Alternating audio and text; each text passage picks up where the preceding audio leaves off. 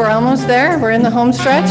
But right now we have an excellent presentation, something very relevant for today. We have Dr. Kim Song with us. She comes to us from the University of Missouri, St. Louis, and she's going to talk to us today about effective virtual teacher observations. And she will take some questions at the end of her presentation if you have any, so please give a warm welcome to Dr. Kim Song.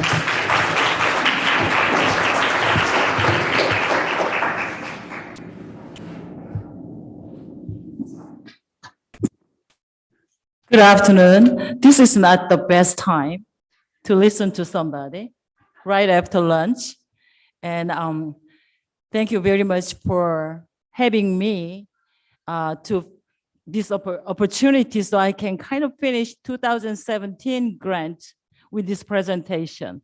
When I heard the topic, the virtual teacher observation, I was wondering if anybody was reading what we have been practicing at University of Missouri, St. Louis. We've been doing virtual teacher observation since 2015.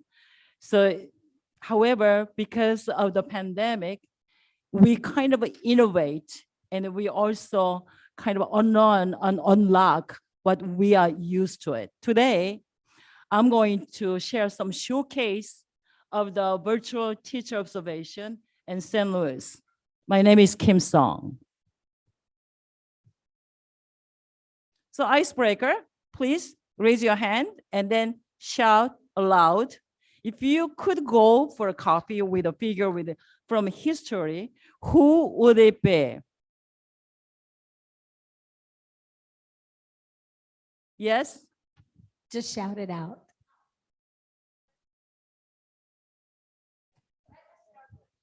Frederick Douglass. Why? Awesome. If you ask me if I could go for a coffee with a figure from history, I would definitely say BTS in South Korea. So I can have some coffee with one of the members, not all of them, not with all of them. So everybody, when I say the word history, you have your own history. It doesn't have to be a certain country's history. So second one is also an interesting one. What's the strangest thing you did while attending a meeting online? Or pajamas? Raise your hand. Brush the teeth? I have not tried that one. Maybe next time. Oh, we have a couple of hands. And watch it Netflix. So the choice is other, but my Lisa said.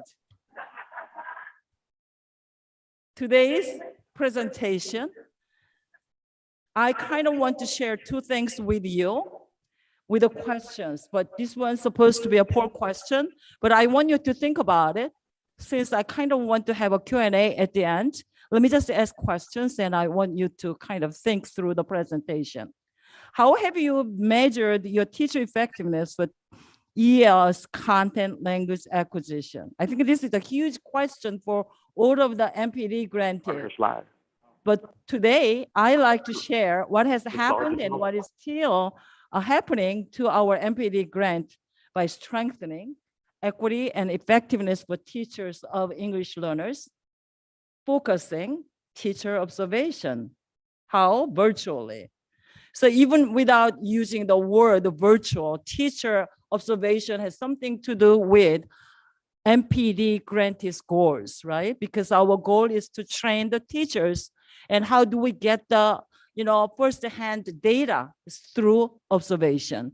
So I kind of want to share with you guys what kind of plan we had to make this virtual teacher observation more effective so we can see some transformation. Second purpose is not is really second purpose, but this is kind of an excuse. This is not a done deal, right? There's no such a thing, perfect teacher observation plan. So it is still going on, and I'm going to just get 2022 spring versus the first semester 2021 to show some transformations. This is the agenda. I'm going to share with you a framework of virtual teaching and coaching. The reason I put coaching here is when somebody observe, it's not teacher who is presenting. Somebody else has to observe them. So I use the word coach. And then teaching and coaching have to go together, which I'm going to share very briefly. And the other one is I'll also introduce 3 coaching cycles and Go React. Raise your hand if you have used Go React. So we have 1, 2, 3, 4. Thank you. Thank you. Yeah, thumbs up. Yes. And then I'm going to show some of the virtual teacher observation and Go React, still pictures, and as well as about 1 minute video with you. And then introduce some of the survey data, not to report our project, but to find out what are some of the areas for the improvement. And how can I use this data to make some changes for the last time? Because this is our last chance this semester to make some changes. Then I will share with you alternative virtual teacher observation evaluation. Okay, this is a beautiful thing. This is as much art I can create. Thank God we have a Canva, but I didn't use Canva in here. I used circles and everything.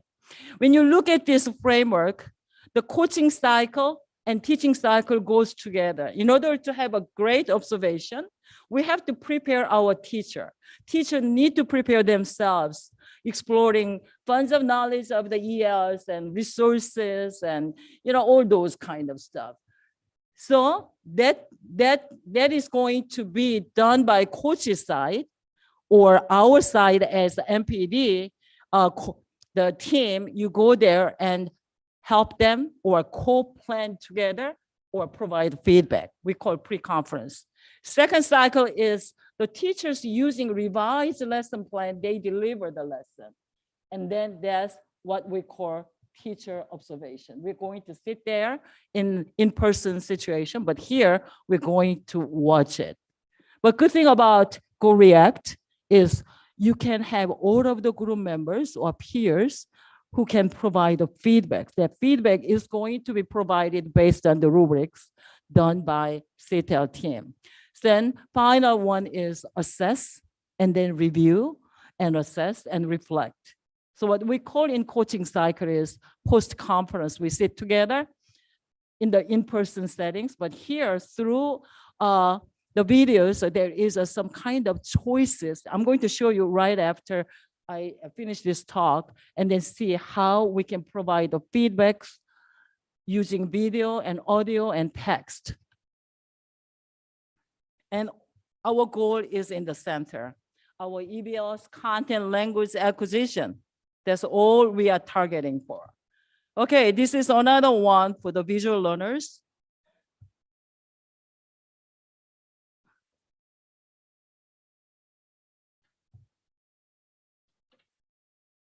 Okay, this is how Go React looks like. So when you look at the left-hand side, there's a lesson plan. But I intentionally put EL demography table, which includes like access scores and all of the 4 language modalities and their interest and all that kind of stuff. And teacher there, after they upload their lesson plan in pre-conference and talking about her lesson plan, self-presentation. If you look at the right-hand side in the middle, the comments in here, that we can provide the comments in using text, video, audio, and the number of the comment is 18. This is a pre-conference. And then if you look at on the top of the left-hand side, you see the clip, there's 2. They attach the lesson plan there, and then some other resources in there. So this is pretty good. And I kind of want to explain what was going on in the right-hand side. That's the screenshot I got from VoiceThread presentations. So we've been asking our teachers to create the EL demography table, but we found out they were busy copying and paste the access scores and all those kind of things and forgot about it and get the scores from us. So in this semester, one of the changes we have made is, hey guys, let's do the one-on-one interview. They hate it, whenever we do some additional work, but they did it. And then they introduced all of the years using one PowerPoint slide based on EBL table, based on one-on-one interview. They created a slide like that. Okay, so there's the preparation before they actually deliver their lesson for the years. And this is the observation class. I kind of want you to see the kindergarten classrooms and then see in the left-hand side, that is the kindergarten with 35+% of the ELs. And the right-hand side is 1 or 2 EL in the classroom setting, because in St. Louis and Missouri, it depends on the schools and classrooms, how many ELs they have in the content classroom settings. So very different from some of your school districts. Okay, now it's a show time. I'm going to show you 1 minute, 24-second videos in cycle 2, which was done 2021. And then you will also see 2022. Right now, they're still working on the next cycle, cycle 3, and I want you to see the transformation, some changes. Since I am a good teacher, this is the one you're going to look for. I'm going to ask the same question after you watch the video. The question is, what did you notice in Alice's cycle 2 teaching video? Student Center created flags from different countries, hello in multiple languages, and English sentence stems, or sentence stems in languages other than English. That's what you're going to see. Hopefully it works. Tell us fraction in Spanish. Fraction. Okay. The next one I really want you to use is data, because all of this is data, right? It's all data. Tracy, can you help us with data in Spanish? Datos. Very good. And last but not least, obviously, I want you to use the word line plot, because we're creating a line plot to display all of our data. Tracy, can you help us with line plot? Gráfica de línea. Very nice. All right, before I have you go work with your partner, and you guys can use these words and use this language, does anybody know how to say any of these vocabulary words in a different language? I know a couple of you kind of were mentioning it to me before. Do you know, Aiden? Really loud so we can all hear you. For fractions, there's 2 ways to say it. Tell us the language. Bosnian. In Bosnian? Okay, how do you say it? Probably number 1 way, but it's Salomako. Say it again really loud. Salomako. Did you guys hear him? Zalomako? Yeah, Cool, I love that. That was actually cycle 3. Let's see if we can go through, maybe not. So have you heard anything about this ABCD? Raise your hand if you saw student created flags in different countries. Okay, hello in multiple languages. And English sentence stems. And then sentence stems in languages other than English. So you didn't raise a couple of the hands up. So let's go to cycle 3 and see if we can actually have a different video. Okay, so this time I want you to pay attention to the review of vocabulary in English. Students saying vocabulary words in languages other than English, vocabulary in English and Spanish on the board, opportunity for ELs to become experts, and then easy to see the silo for ELs. For example, like using chunking.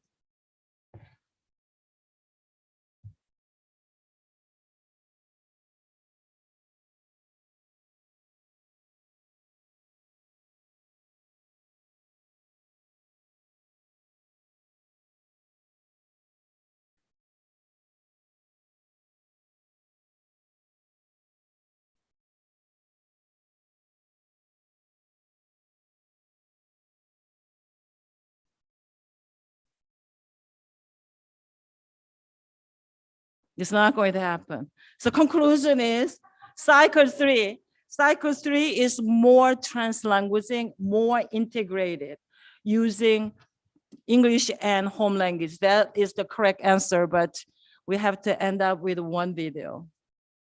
That's okay. So she had more language support and content support in cycle three.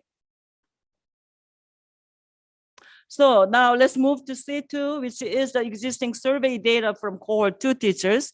So I'm going to use this data just to identify some of the weak areas and celebrating some success indicators.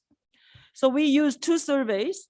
The first survey is culturally responsive teaching self-efficacy scale.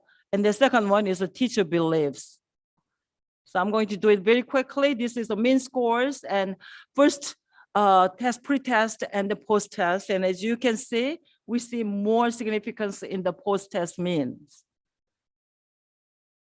However, if you look at this one, this is actual items. I want you to pay attention to the last items and paying attention to academic interest. That specific item did not show any significance in t-test. And then we also did same thing with the mean scores on EL strategies and materials. In post, it is higher. But when you look at actual t-test, there are a couple of the items in the middle, like obtain information about EL's academic strength and obtain information about individual EL's academic barriers. So what are the common discourse you found? Academic. So teachers are pretty much lack when they come up with some of the strategies and some of the funds of knowledge in relation to EL's academic funds of knowledge. So we have to kind of remember, even though they don't speak English very well, that's a different matter. Academic strength is a different matter, so we really have to know about it. And then their academic interest. So I don't know how many of you can explain what is academic interest. So how many of you love geography? Raise your hand. How many of you love physics? So we have some. When I would say, how many of you love reading class? So we have more hands, right? So those are academic interests. Because I hated a geography class, but I loved biology class. Maybe because teachers, one teacher was probably more handsome. I don't know.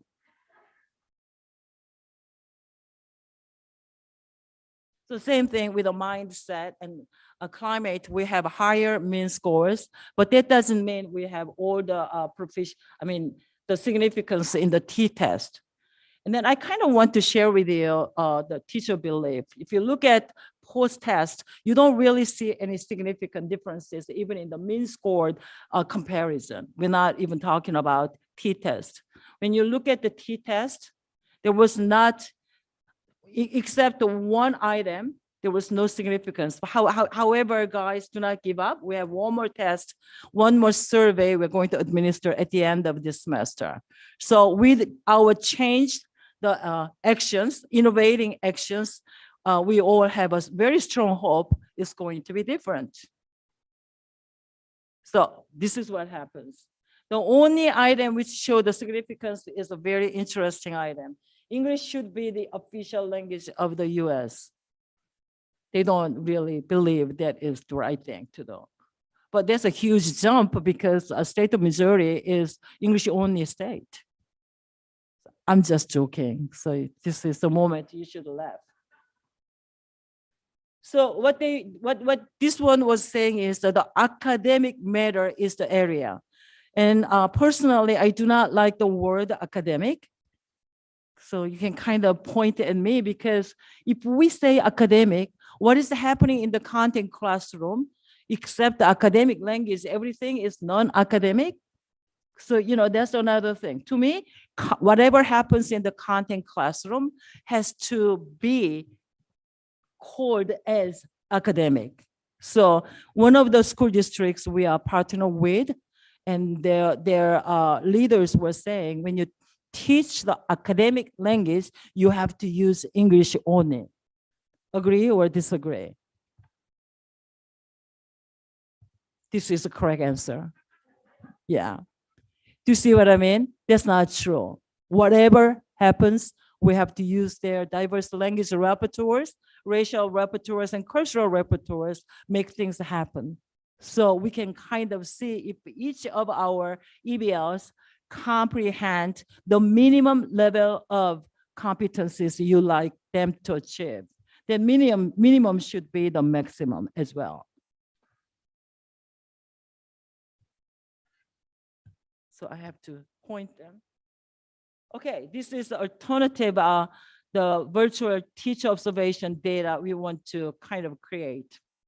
We did survey data. We found some of the areas. If you look at this one, academic interest, academic strengths, academic barriers, and then teacher belief. These are the weak areas.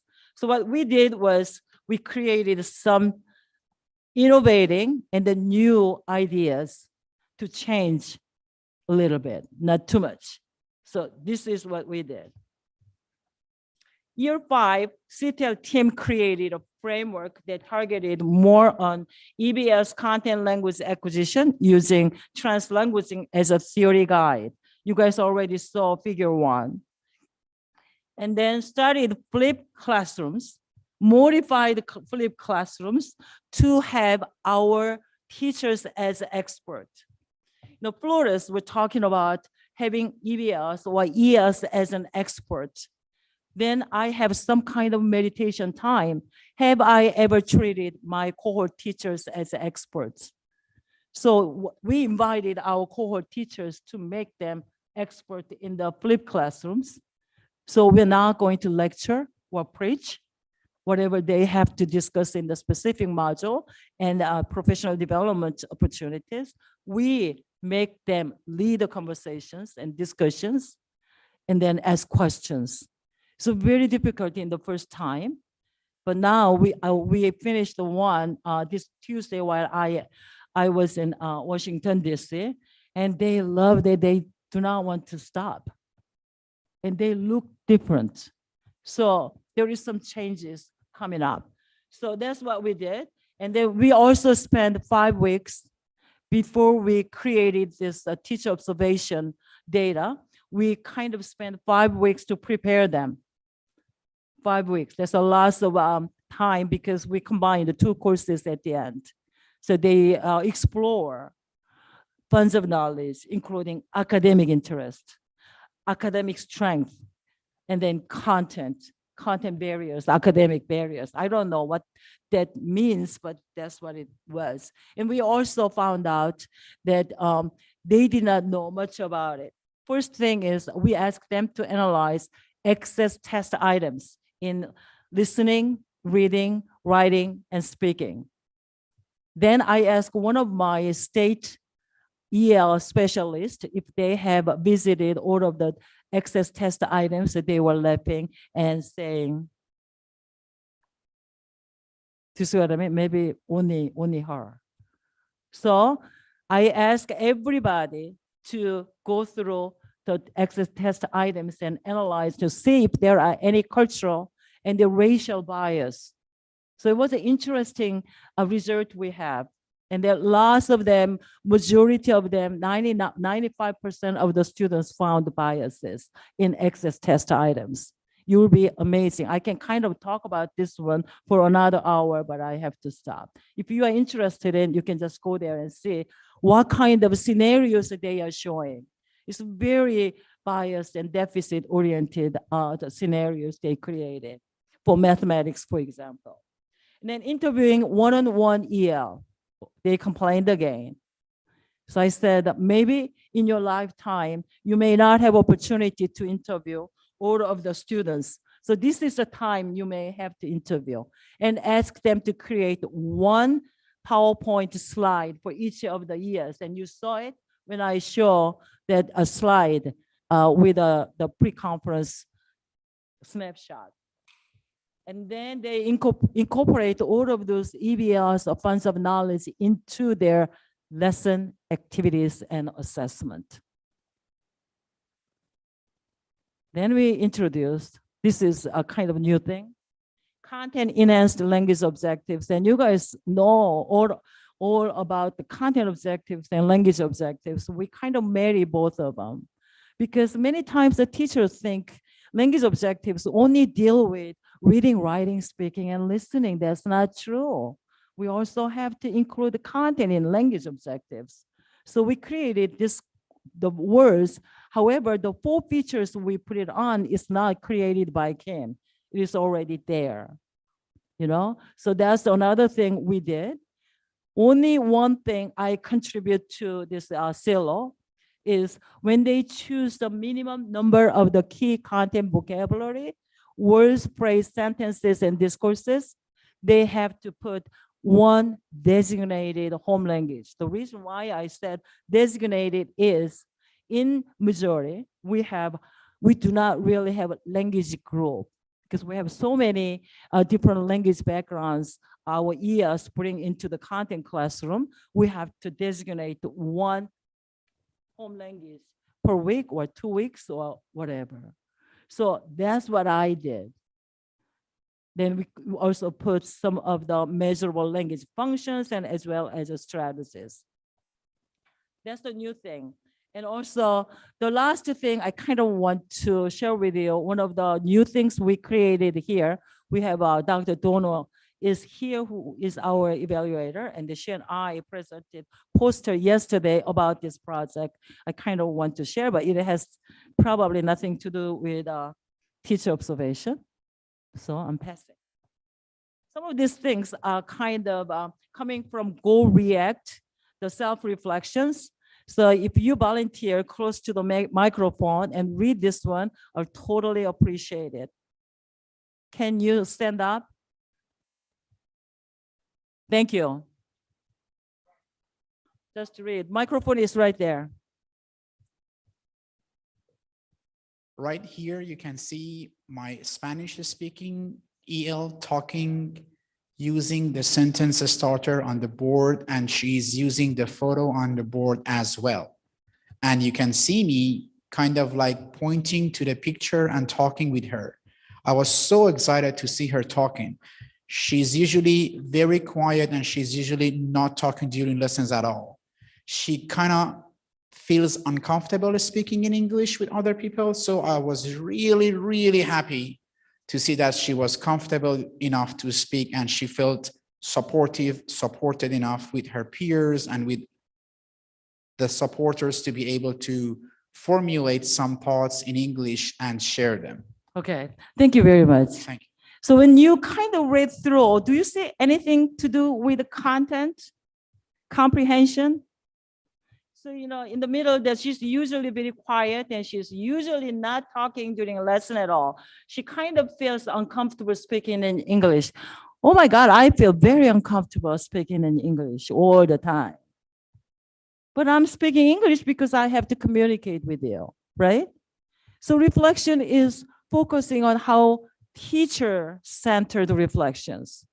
How do you know that if she feels uncomfortable? Maybe she's just shy. She's not confident enough, So that's the one thing I kind of want to share with you as a pre-conference, pre 2021 one. And then this one is cycle 3. This is what is happening right now. So I kind of want to have a volunteer. This time is female. Oh, good. My dream comes true. Okay, I like that you can hear another student whisper the Spanish form of data.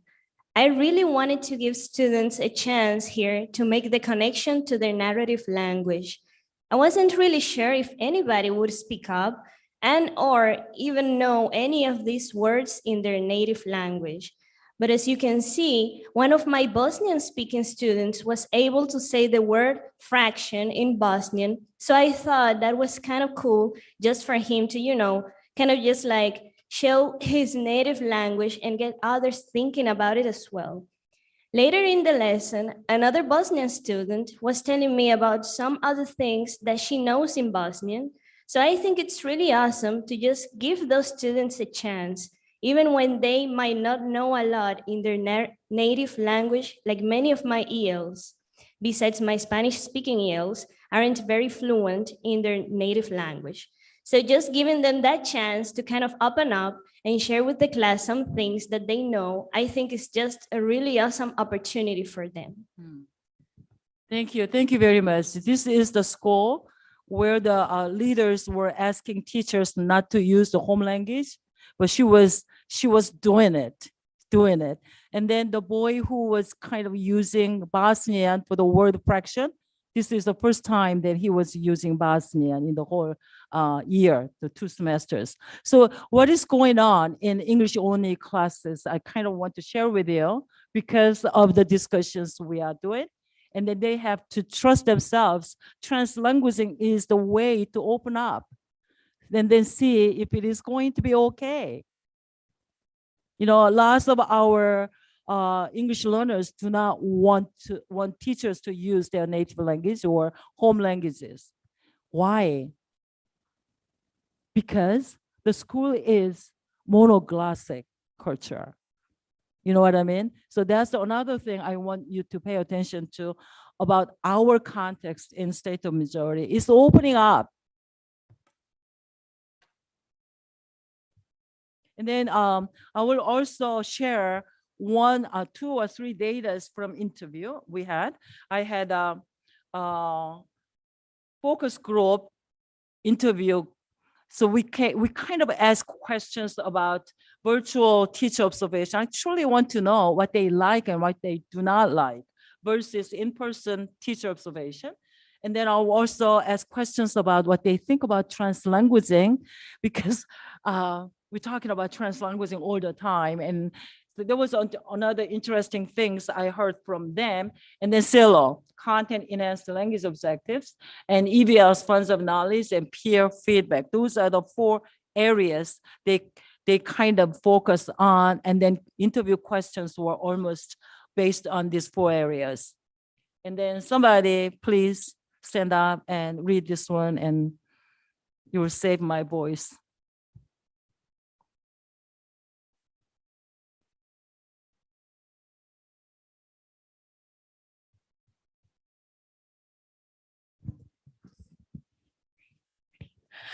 So I think one of the differences between last cycle and this cycle was kind of the focus from the beginning when an instructor shared with us, or CELO on translanguaging.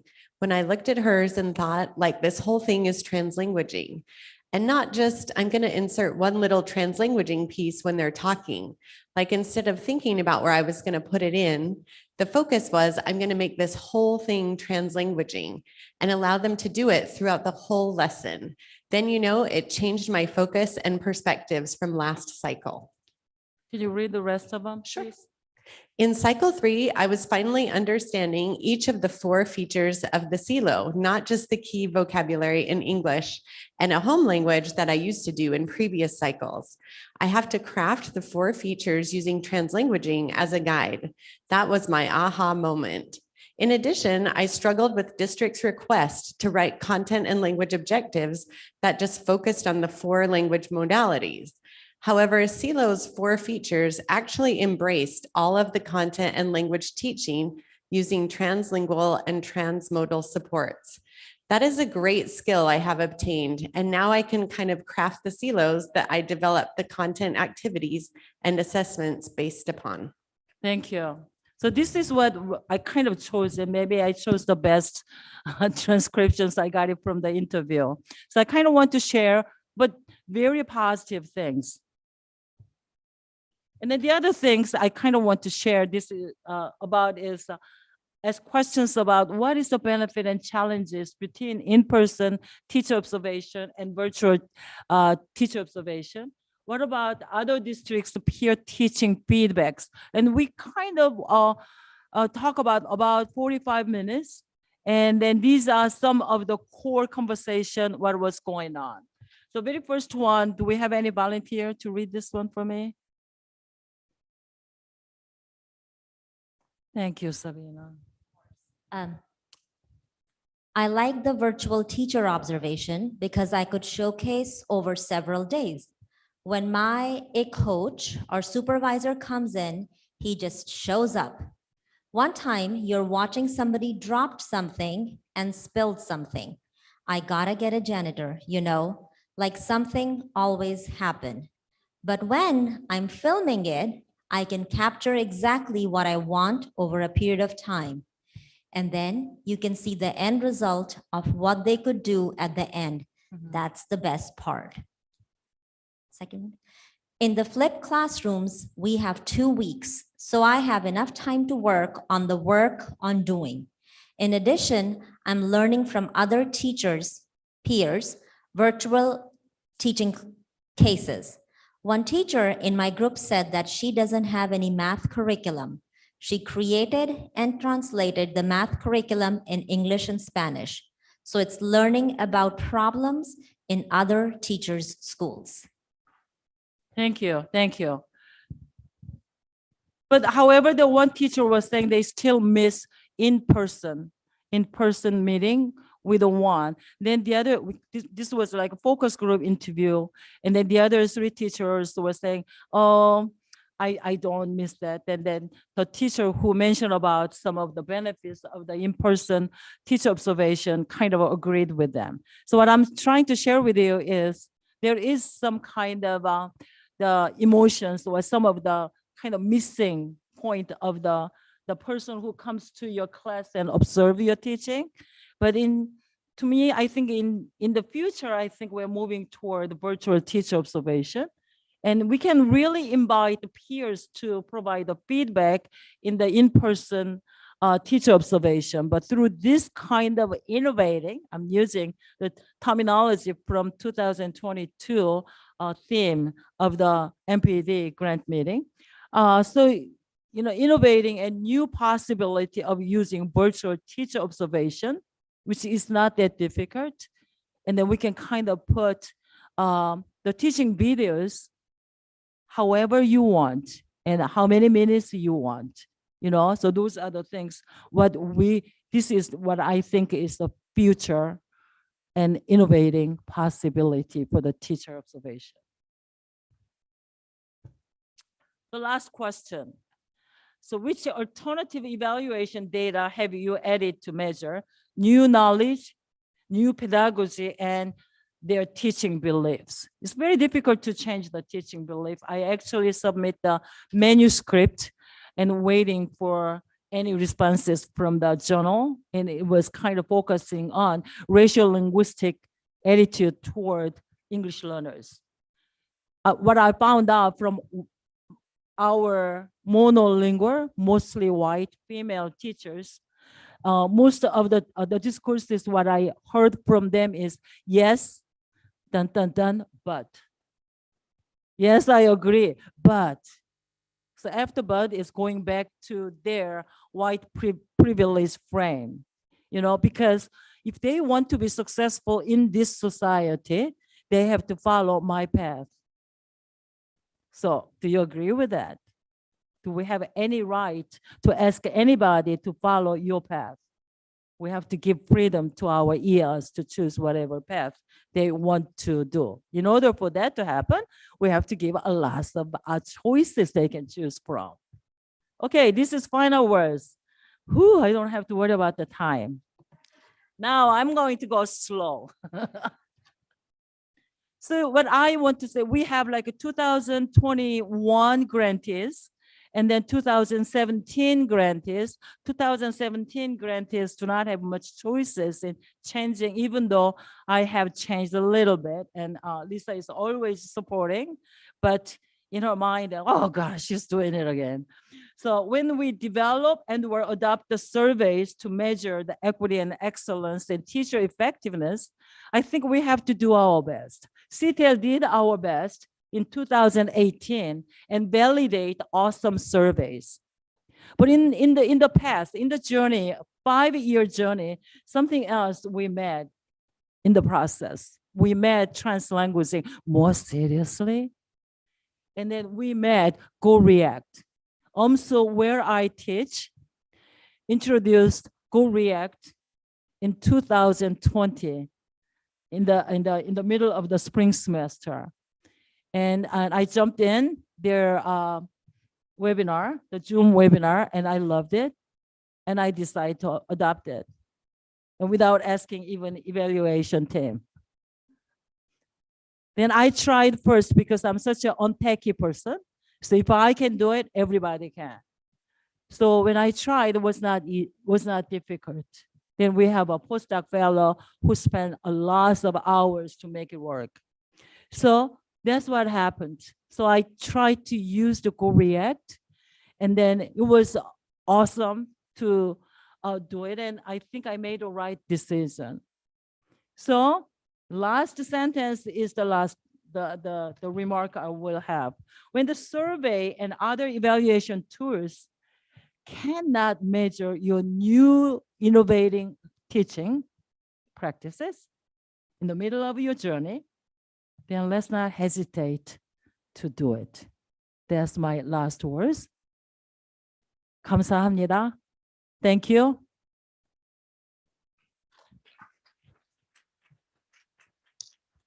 You have 5 minutes for Q&A. Yeah, I have 5 Actually, you have minutes. 4 now. Can you believe that? I have 4 minutes.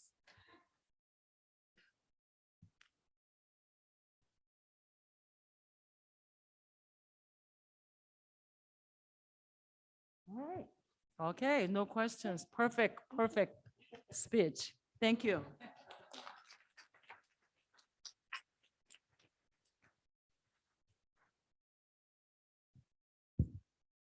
Thank you. Thank you, Dr. Song. We appreciate your presentation.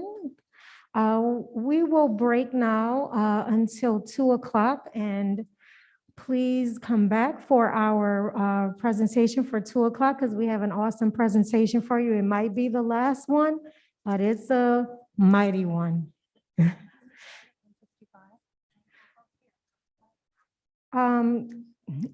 Sure. So this is our presenter, Trish.